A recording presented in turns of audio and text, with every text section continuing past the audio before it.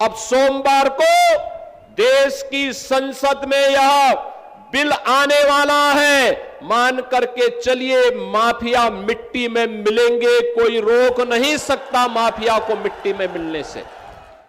बहनों और भाइयों, जिन्होंने युवाओं का शोषण किया, छात्रों के सामने अंधकार में जीवन दिया था, पूरी की पूरी पीढ़ी के भविष्य के साथ खिलवाड़ किया था, आज जो समाजवादी पार्टी और कांग्रेस किस प्रकार की घड़ियाली आंसू बहाने का काम कर रही है।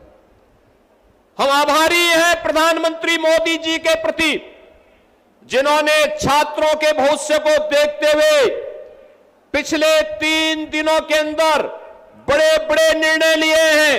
उन्होंने कहा था, प्रधानमंत्री मोदी जी ने घोषणा की और केंद्रीय कैबिनेट ने कल निर्णय लिया कि छात्रों के भविष्य के साथ खिलवाड़ करने वाले नकल माफिया को कम से कम 10 वर्ष की सजा और 10 करोड़ रुपए तक की फाइन की व्यवस्था करेगी। कैबिनेट ने पास कर लिया है। अब सोमवार को देश की संसद में यह बिल आने वाला है। मान करके चलिए, माफिया मिट्टी में मिलेंगे, कोई रोक नहीं सकता माफिया को मिट्टी में मिलने से। ये नकल माफिया, ये कांग्रेस और समाजवादी पार्टी की विरासत है। इन्होंने पाला हुआ था, इन्हें यही लोग पालते थे, और आज कैसे फिर सामने आकर के अपना चेहरा दिखा रहे हैं। प्रधानमंत्री जी ने जो घोषणा की है, छात्रों के भविष्य के साथ खिलवाड़ करने की जिसने भी दुस्साहस किया, उसके खिलाफ जितनी सख्त कार्रवाई होगी। नीट की परीक्षा को एक समय सीमा के अंदर करवा करके छात्रों का साल भर खराब न हो, इसके लिए एक समय सीमा पे परिणाम भी दे दिया। यह सच था कि नीट की पहली परीक्षा में लीकेज हुए थे, प्रश्न पत्र लीक कराए थे कुछ माफियाओं ने, उनकी गिरफ्तारी हुई। और कल आपने देखा होगा, नेशनल टेस्ट एजेंसी जो थी एनटीए के 37 अधिकारियों को बर्खास्त कर दिया गया। सेवाएं हमेशा के लिए समाप्त, हमेशा के लिए समाप्त। कुछ लोगों की गिरफ्तारी की गई है, उनकी संपत्तियां जब्त होंगी, उन्हें सजा होगी। ये छात्रों के उज्जवल भविष्य को ध्यान में रख करके मोदी जी के द्वारा ले गए वे कड़े कदम हैं, उठाए गए वे कड़े कदम हैं। जिन छात्रों के जीवन, जिन छात्रों का उज्जवल भविष्य पर इस देश का उज्जवल भविष्य निर्भर करता है। और मैं प्रधानमंत्री मोदी जी के द्वारा उठाए गए इन कड़े कदमों का हृदय से स्वागत करता हूं, उनका अभिनंदन करता हूं और आभार व्यक्त करता हूं कि प्रधानमंत्री जी, आपने छात्रों के लिए, आपने युवाओं के लिए पिछले 12 वर्ष में अनेक कदम उठाए हैं।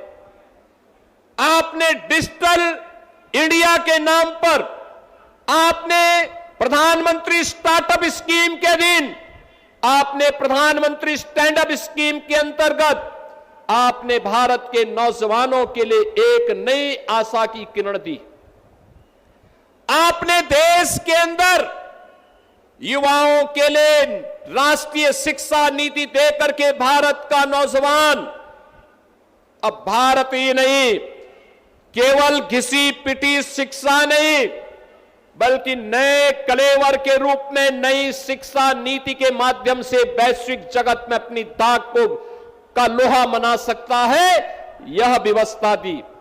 आज आपके कारण नए भारत में हमारा नौजवान आज अपनी पहचान को जब दुनिया के देशों में देता है तो सीना चौड़ा करके जाता है, दुनिया में उसे सम्मान मिलता है। आज भारत के नौजवान के लिए जीवन के अनेक क्षेत्र खुले हैं।